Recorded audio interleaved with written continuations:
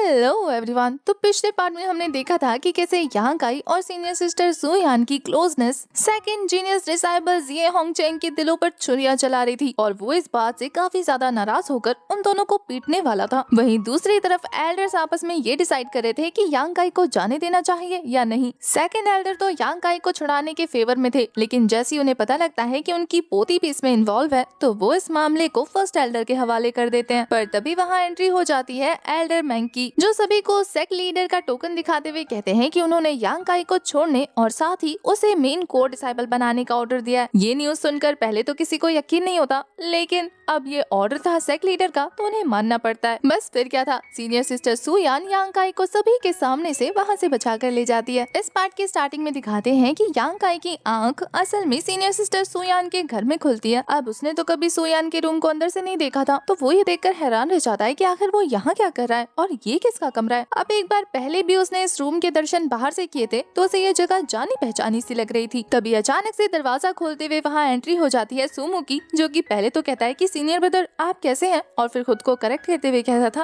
अरे नहीं जीजू रुकिए, आप अभी खड़े नहीं हो पाएंगे, मैं आपकी हेल्प करता हूँ। ये बोलकर वो तो मस्त लगा था हमारे यांग काई की खातिरदारी करने। बेचारा यांग काई तो इसी बात से कंफ्यूज था कि ये लोग उसे जीजू जीजू क्यों कर रहे हैं। सुमो तो अलग ही एक्साइटमेंट में था। वो कहता है कि जीजू मुझे यूटियान ने सब बता दिया कि परसों मेरी बहन ने आपके साथ क्या किया है। यांग काई तो खुद कंफ्यूज था। वो कहता है कि क्या किया। सुमो भी लाइक क्या बात कर रहे हो जीजू, अब एक्टिंग करना बंद भी करो, हमसे क्या शर्माना। बोलते बोलते वो तो गलती से यांग काई की चोट पर टैप कर चुका था। यांग काई तो दर्द में करा उठता है और ये देखने के बाद वो उससे कह रहा था कि क्या आप ठीक है, मैंने जान के नहीं किया। यांग काई भी लाइक 2-3 दिन रेस्ट करूंगा तो ठीक हो जाऊंगा। सुमो से एक बार फिर अपनी जान बचाने के लिए थैंक यू कह रहा था। वो कहता है कि मैं आपके लिए बहुत सारी मेडिसिन लेकर आया हूँ जो कि मेरे एल्डर ने दी थी। ये मेडिसिन न केवल आपको हील कर सकती है बल्कि ये आपकी कल्टीवेशन को भी इम्प्रूव कर देती है। ये बोलने के बाद वो काफी सारे मेडिसिन की बोतल दिखाता है, जिसे देखने के बाद यांग काई भी लाइक अरे यार मुझे खाना थोड़ी है इन्हें, तुम तो इतनी सारी पिल दे रहे हो जैसे कि मैं खाने की जगह इन पिल्स को खाऊंगा। पर सुमो से समझाते हुए कहता है कि इस बार तुम काफी बुरी तरीके से इंजर्ड हो, इसलिए सारी पिल्स तुम्हें कंज्यूम करनी होंगी और सिर्फ रेस्ट करना होगा। अपना होने वाला जीजू समझकर ये तीनों तो उसकी काफी ज्यादा खातिरदारी कर रहे थे। यांग काई ये देखने के बाद सेकंड एल्डर को थैंक यू बोल रहा था उसे पिल्स देने के लिए, पर सुमो चिढ़ते हुए कहता है कि उन्हें थैंक यू बोलने की कोई जरूरत नहीं है, अगर उनके भरोसे बैठे रहते तो तुम शायद यहाँ आज नहीं होते। ये बोलने के बाद वो खुद ही सोचने लगता है कि मैं अपने ग्रैंडफादर की वजह से अपने जीजू के साथ अपने रिश्ते खराब नहीं कर सकता, इसलिए फिलहाल के लिए मुझे यांग को इस बारे में नहीं बताना चाहिए। इसलिए यांग के दोबारा पूछने पर कि तुम क्या कह रहे थे, वो इस बात को टाल देता है ये कहते हुए कि तुम रेस्ट करो। अब अचानक से यांग काई को सू यान का ख्याल आता है। वो उससे पूछता है कि तुम्हारी सीनियर सिस्टर कहाँ है। सुमो कहता है कि तुम्हें यहाँ पर रखने के बाद वो ब्लैकवेट फॉरेस्ट चली गई अपनी कल्टीवेशन को इम्प्रूव करने के लिए। हमारे यांग काई को ये काफी अजीब लग रहा था। वो कहता है कि मैंने इतनी अजीब सी स्टोरी बनाई, उन्होंने इस बारे में मुझसे कोई सवाल क्यों नहीं किया, क्या मेरी उस हरकत से उन्हें गुस्सा नहीं आया। ये बोलते बोलते वो तो सोच में डूब जाता है और वहीं ये तीनों तो मुंह लटकाकर उसका मुंह देख रहे थे कि ये जल्दी से हमें भी कुछ बताए। अब तक इन तीनों की ऐसी हरकतों से तो यांग काई परेशान हो चुका था। इसके बाद रात का सीन दिखाते हैं जहाँ यांग काई सोने की कोशिश कर रहा था लेकिन ओवरथिंक करने लगता है, जैसे कि हम करते हैं। हमारा भाई तो फिर से सपने बुनने लगा था कि सीनियर सिस्टर ने मेरे हाथ को कस के पकड़ा हुआ था, क्या वो मुझे पसंद करने लगी है, और फिर खुद को रियलिटी में वापस लाते हुए कहता है कि नहीं नहीं सपने देखने की जरूरत नहीं है, इससे अच्छा है कि मैं अपनी कल्टीवेशन पर ध्यान दूं। ये बोलने के बाद वो सुमो के दिए हुए पिल्स को खाते हुए कल्टीवेट करने लग जाता है, जहाँ वो पिल्स सच में बहुत ज्यादा रेयर और महंगी थी। उन पिल्स को खाते ही यांग काई की बॉडी में यांग एनर्जी काफी तेजी से फ्लो करने लगता है। उसके मेरिडियंस धीरे धीरे अनब्लॉक होते जा रहे थे। वो तो इस मेडिसिन को एब्जॉर्व करते हुए कहता है कि तभी तो मैं कहूँ कि आखिर ये मेडिसिन इतने महंगे क्यों होते हैं, क्योंकि उसकी बॉडी में जाते ही इन मेडिसिन ने तेजी से अपना काम करना शुरू कर दिया था। उसका ब्लड फ्लो इंक्रीज हो जाता है और धीरे धीरे उसके सारे के सारी इंजरीज हील होनी शुरू हो गई थी। वो तो सेकंड एल्डर का थैंक यू बोलने लगता है कि सच में उनकी नजर बहुत ज्यादा तेज है जो उन्होंने इतने रेयर मेडिसिन को संभाल के रखा हुआ था। यांग काई की बॉडी से इतना एक्सट्रीम लेवल में फायर रिलीज हो रहा था कि वो फायर स्कल मॉन्स्टर का फेस ले लेता है। उस मेडिसिन को एब्जॉर्व करते हुए यांग काई बताता है कि ये पेनफुल तो है लेकिन साथ ही बहुत ज्यादा कारगर भी। तभी यांग काई को अजीब सा एहसास होने लग जाता है और वो समझ गया था कि उसकी बॉडी में मौजूद वो स्कल मॉन्स्टर इस मेडिसिन को भी एब्जॉर्व कर रहा है, इसलिए अब अपनी बॉडी को इनफ अमाउंट में एनर्जी प्रोवाइड करने के लिए वो वहाँ पर मौजूद एक एक करके सभी पिल्स कटकने शुरू कर चुका था। अपनी कल्टीवेशन को कंटिन्यू रखते हुए उसने 4-5 बॉटल्स खा ली थी। वो अपनी यांगी की पावर को रिलीज करते हुए कह रहा था कि अगर कोई नॉर्मल पर्सन होता तो 1-2 बॉटल के बाद तो उसकी हालत खराब होनी शुरू हो जाती, पर ये मेरी गोल्डन असुरा बॉडी तो इतनी ज्यादा कमाल की है कि मैंने 5 शीशी दवाई खा ली लेकिन फिर भी मुझे फर्क नहीं पड़ा। उल्टा ये तो तेजी से मेरी कल्टीवेशन और स्पिरिचुअल एनर्जी को इम्प्रूव करते जा रहा है। वो खुद को मोटिवेट करते हुए कह रहा था कि चाहे ये मेथड कितना ही पेनफुल क्यों ना हो, ये मेथड वो तब तक कंटिन्यू रखेगा जब तक उसकी बॉडी उसके लिमिट तक ना पहुंच जाए। और फिर क्या था, वो एक एक करके उन मेडिसिन को ऐसे खाने लगता है जैसे कि वो कोई चूरन की गोलियां खा रहा हो। उसने एक एक करके ऑलमोस्ट सारी की सारी बॉटल्स को खाकर खाली कर दिया था और अब तो भाई का पेट फुल हो जाता है। वो तो कह रहा था कि सच में मैंने इसे खाने की जगह खा लिया। और अब फाइनली सारे मेडिसिन को रिफाइन करने का वक्त आ गया था, तो वो फिर से अपनी कल्टीवेशन को स्टार्ट कर देता है। उसका यांग कोर बाहर निकलकर आसपास की यांग एनर्जी को एब्जॉर्व करते हुए उसकी बॉडी में मौजूद सारे पिल्स को रिफाइन करना शुरू कर चुका था। हमें उसकी बॉडी में मौजूद एक एक मेरिडियंस को दिखाते हैं। ऐसा लग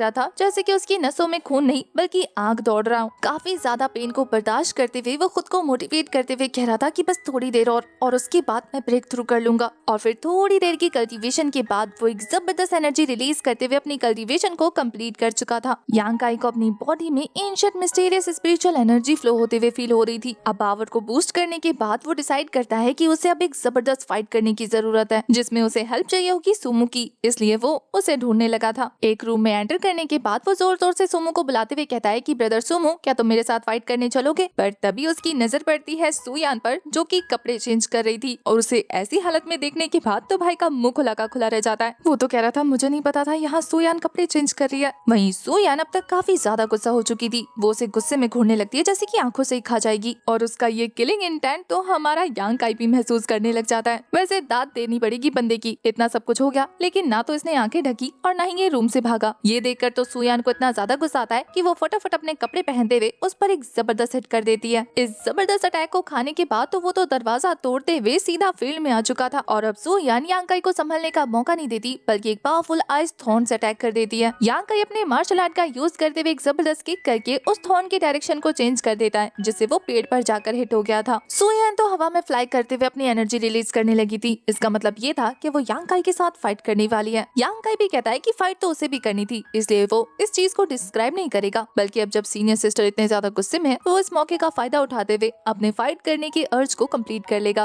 अब सुयान ये देखने के बाद कि यांग काई कुछ भी एक्सप्लेन नहीं करा, वो कहती है अच्छा तो तुम्हें फाइट करनी है तो ठीक है, ये लो। वो एक जबरदस्त आइस पत्थर उसकी तरफ थ्रो कर चुकी थी। यांग काई अपने यांग एनर्जी को रिलीज करते हुए एक पावरफुल फिस्ट मारकर उस पत्थर को तोड़ देता है। और अब सुयान अपनी यन एनर्जी को रिलीज करते हुए काफी सारे आइस नीडल्स हमारे यांग काई की तरफ थ्रो करना शुरू कर देती है, जो कि मल्टीपर्स थे। इन लगातार हमलों को रोकने के लिए यांग काई अपने गोल्डन असुरा बॉडी को एक्टिवेट कर लेता है, जिससे हिट होने के बाद ये ज्यादा इंजर्ड नहीं कर रहे थे उसे, पर सुयान अपने अटैक की स्पीड को और ज्यादा फास्ट कर देती है। यांग काई कहता है कि उसे उसकी बॉडी फील नहीं हो रही, पता नहीं क्यों उसकी बॉडी में इस अटैक की वजह से एनर्जी फ्लो बढ़ता जा रहा है। उन दोनों की फाइट चली रही थी कि तभी वहाँ पर सेकंड एल्डर सुमो और यूटिंग की एंट्री हो जाती है। यूटिंग तो ये नजारे को देखने के बाद कहता है कि लगता है सुमो ब्रदर, तुम्हारी सीनियर सिस्टर हमारे यांग काई से रिवेंज ले रही है। यांग काई कल उसके बहुत ज्यादा क्लोज आ रहा था ना, इसलिए। सुमो कहता है कि मेरी बहन का तो समझ ही नहीं आता, एक पल में ही सर पे चढ़ा लेती है, दूसरे पल में कूटना शुरू कर देती है। बेचारा यांग काई, पता नहीं अब इसका क्या होगा। उस बेचारे की तो अभी तक पुरानी इंजरीज भी हील नहीं हुई है। वहीं दूसरी तरफ यांग को दिखाते हैं, जो कि काफी ज्यादा कॉन्फिडेंस के साथ सीनियर सिस्टर सुयान के सारे अटैक्स को ब्लॉक किए जा रहा था। वहीं यूटिंग और सुमो को उसकी बहुत फिक्र होने लगती है। उन दोनों को ही तो सुयान काफी ज्यादा गुस्से में लग रही थी और वो सच में ही काफी ज्यादा क्रूअल तरीके से अटैक कर रही थी। देखने से ऐसा लग रहा था जैसे कि वो जानबूझकर हमारे यांग काई को इंटेंस सिचुएशन में डाल रही है, ताकि वो देख सके कि आखिर यांग काई की ट्रू पावर क्या है। अब वो अचानक से यांग काई के ऊपर अटैक करना बंद करते हुए पीछे से स्नीक अटैक थ्रो कर देती है।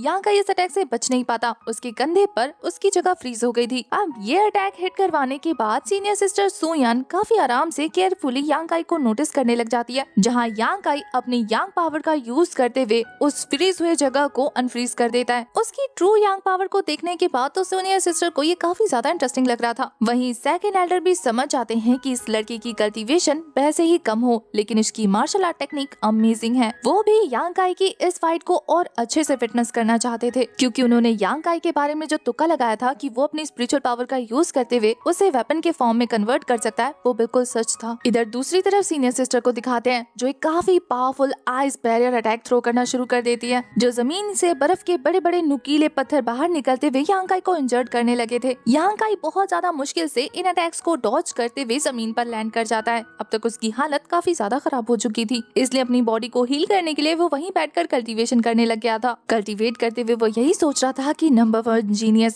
सच में इनकी पावर इनक्रेडिबल है। यांग काई की सारी स्पिरिचुअल स्ट्रेंथ खत्म हो चुकी थी, इसलिए वो आराम से रेस्ट करते हुए कल्टीवेशन कर रहा था। सेकंड एल्डर तो यांग काई को देखकर यही सोच रहे थे कि कमजोर होने के बावजूद भी इतने पावरफुल अटैक्स को ब्लॉक करके संभालना बहुत बड़ी बात है। वहीं यांग काई को कल्टीवेशन करता हुआ देखकर सीनियर सिस्टर काफी सारी यन एनर्जी गैदर करते हुए उसके आसपास आइस का एक बैरियर क्रिएट कर देती है, जो कि यांग काई को चारों तरफ से घेर चुका था। इस आइस शील्ड को क्रिएट करने के बाद वो एक बार पास से जाकर यांग को चेक करती है और फिर काफी कोल्डली वहाँ से निकल जाती है। वैसे तो सीनियर सिस्टर ये दिखाने की बहुत कोशिश करी थी कि उसे यांग काई की बिल्कुल परवाह नहीं है, पर साफ साफ शो हो रहा था कि उसने जो यांग काई के साथ फाइट की वो इंटेंशनली था और अभी उसने ये शील्ड बनाकर उसे रेस्ट करने का मौका दिया है। वैसे ये शील्ड दो तरीके से काम करेगा, एक तो यांग काई को कोई डिस्टर्ब नहीं करेगा और दूसरा अगर उसकी पावर उसकी बॉडी से आउट ऑफ कंट्रोल हो जाएगी तो ये शील्ड उसे रोक लेगा। सुमो तो अपनी बहन को रोकना चाहता था, पर वो तो उसे इग्नोर करते हुए वहाँ से मुस्कुराकर चली जाती है। अब सुमो और यूटेन डिसाइड करते हैं कि वो जाकर यांग काई को चेक करे। जाकर देखने पर उन्हें पता लगता है कि वो तो बड़े मजे से कल्टीवेशन कर रहा है। सुमो सेकंड एल्डर से कह रहा था कि यांग काई को बचाइए वरना तो वो अंदर जम जाएगा, पर सेकंड एल्डर कहते हैं कि उसे गौर से नोटिस करो कब वो आइस को पिघलाकर बाहर निकलता है, मुझे पता है कि वो पक्का इसमें सक्सेसफुल होगा। ये बोलने के बाद सेकंड एल्डर तो वहाँ से चले जाते हैं और अब सुमो और यूटेन वहाँ पर अपना बोरिया बिस्तरा लगाकर यांग काई के बाहर निकलने का इंतजार करने लग गए थे। उन्हें इंतजार करते करते 3 दिन गुजर जाते हैं। यूटेन तो सुमो से कहता है कि सीनियर ब्रदर कहीं ये अंदर जम के मर तो नहीं गया, हमें एक बार चेक कर लेना चाहिए, पर सुमो तो उसे गुस्से में चुप कराते हुए कहता है कि खबरदार अगर मेरे जीजू के बारे में कुछ भी कहा तो वो इतनी आसानी से नहीं मर सकते। वैसे दीदी को जीजू पसंद है या नहीं उसका तो पता नहीं, लेकिन साले साहब को जीजू बड़े भाग गए हैं। तभी अचानक से सुमो नोटिस करता है कि वो आइस वॉल ब्रेक होना शुरू हो चुकी है। उन तीनों को तो जोर का झटका लगता है जब वो उस पावरफुल आइस वॉल पे बड़े बड़े क्रैक्स पड़ता हुआ देखने लगते हैं। स्टार्टिंग में तो वो तीनों डर रहे थे कि पता नहीं इसके अंदर से क्या निकलेगा, पर फिर थोड़ी देर में वो लोग रिलैक्स हो जाते हैं जब यांग काई उस वॉल को ब्रेक करते हुए बाहर आ जाता है। सुमो तो यांग काई को देखकर हैरान था, क्योंकि ना केवल उसकी इंजरी हील हो गई थी बल्कि उसकी कल्टीवेशन भी इम्प्रूव हो गई थी। वहीं दूसरी तरफ हमें यांग काई की बातें सुनाई देती हैं, जो वो खुद से कह रहा था कि उसने फाइनली अपने प्योर गोल्डन असुरा बॉडी को अच्छे से मास्टर कर लिया। उसे अपनी गोल्डन बॉडी की काफी सारी मिस्ट्रीज का पता लगा। नॉर्मली जब वो कल्टीवेशन करता है तो उसकी बॉडी में से इतनी ज्यादा यांग एनर्जी रिलीज होती है कि ऐसा लगता है जैसे कि वो ब्लास्ट करेगा, लेकिन इस बार इस आइस वॉल की वजह से वो ज्यादा देर तक कल्टीवेशन कर पाया। साथ ही इस बार उसके यांग एनर्जी को रिलीज करने के बाद एक्सप्लोरेशन का भी डर नहीं था, तो फाइनली उसने इस अपने असुरा गोल्डन बॉडी को अच्छे से मास्टर कर लिया। पर अभी भी उसकी पावर की मिस्ट्रीज जाननी बाकी है। वो खुद को काफी अच्छे से समझाता है कि अब उसे और ज्यादा मेहनत करनी होगी और ज्यादा पावरफुल बनना होगा। वैसे ये सब कुछ सोचते हुए वो काफी ज्यादा गुस्से भी किसी को घूर रहा था। ये तीनों तो डर के मारे यांग से कहते हैं कि यांग भैया क्या आप ठीक है? वो तो खुश होते हुए कहता है हाँ तुम्हें दिखाई नहीं दिया, देखो मेरी सारी इंजरीज हील हो गई। सुमो तो एक बार फिर से अश्योर करने के लिए उसके पास जाते हुए कहता है कि कहीं दर्द तो नहीं हो रहा ना, और फिर अच्छे तरीके से उसे चेक करने के बाद वो अपने दोस्तों से कहता है कि चलो यांग सीनियर ब्रदर के लिए बहुत सारा खाना लेकर आते हैं। वो 3-4 दिनों से कल्टीवेशन करते आ रहे हैं ना, तो भूखे होंगे। यांग भी अपने दोस्तों के साथ दौड़ लगा देता है। हमें दिखाते हैं कि दूर से हमारी सीनियर सिस्टर जिया उस पर नजर रख रही थी, जो यांग को ऐसे हंसते खिलखिलाते देखकर खुश हो जाती है। ये सोचकर कि एक मार्शल आर्ट स्कूल का सर्वेंट होने के बाद खुद को इतना ज्यादा पावरफुल बना लेना कि मार्शल आर्ट मास्टर बन गया।